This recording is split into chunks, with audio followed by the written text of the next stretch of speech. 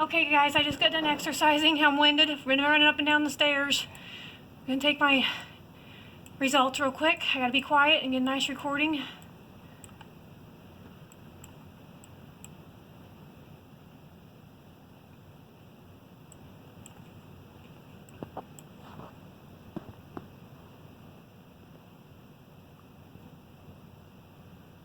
The fact that it's going all over the place doesn't mean nothing, but I'll go over that here in a minute. Now I need to take... Okay guys, now I'm going to take blood pressure again. I'm going to pump up the cuff up until past 140 to block the flow of blood. Then I'm going to twist the little dial to release the pressure. And we're going to listen to the sounds. You can also watch the tick marks on the hand. Oh, I need to go a little bit higher because again, I'm really winded. So I'm going to go up to about 180 now. Okay, we'll start over. Here we go.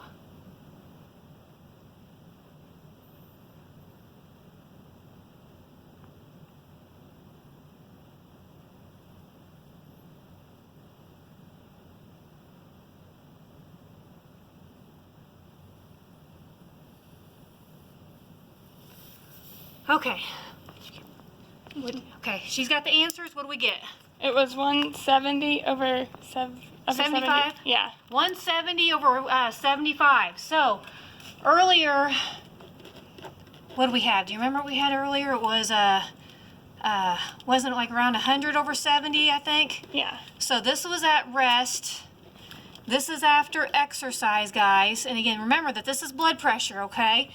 And the top number, that's your systoles. They go up quite a bit after exercise. See how it went up 70? The bottom numbers, guys, they do not stay, or they do not change. They stay very close because, again, this is diastole. This is when the heart's filling up with blood. They should stay the same about, okay? So stay the same, okay?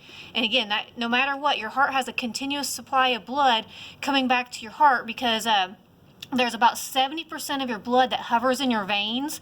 So there's like an ample amount of blood coming back to your heart, and that's why that bottom number does not change very much, okay? Because like I said, most of your blood actually hovers in your veins, and again, the top number is the contraction, again, the 100 and the 170, so it went up quite a bit, okay? Now, as far as my pulse, earlier again, we had 70, okay, or cardiac cycles. Cardiac cycles and pulses are the same thing, okay? So again, this was at rest, right? Now let's see what it is after exercise. So back to the computer screen. I'm gonna look at a 6 second segment, which is right there about, give or take.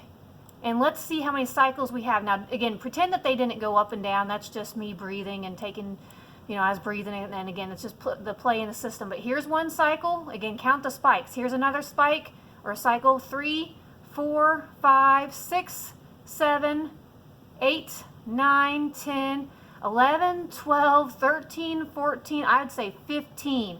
So then what you want to do is take 15 multiplied by 10, okay? And my heart rate or my pulse went up, guys, from 70 to 150 after exercise, okay? So it went up 80 cycles, okay? That's crazy. Or pulses, again, if I would have took it actually at my wrist, but again, it's the same thing. All right, with that being said, I believe you guys have your answers. You got your, and again, pay attention. Heart rate and pulse are the same thing. That's these numbers, okay? Now, blood pressure is different. Blood pressure at rest was 100 over 70, and after exercise, it was 170 over 75. And on your worksheet, it actually asks about these differences in these numbers. So again, it asks you about 170, what happens to it? What happens at 75? What happens to it compared to before, whenever it was at rest and after exercise? And then it also asks for the differences, what happens to your heart rate, which is 150 after exercise. So don't mix up these numbers. Pay very close attention to that on the back of the worksheet. With that being said, that is the end of the ECG lab. If you've got questions, get a hold of me.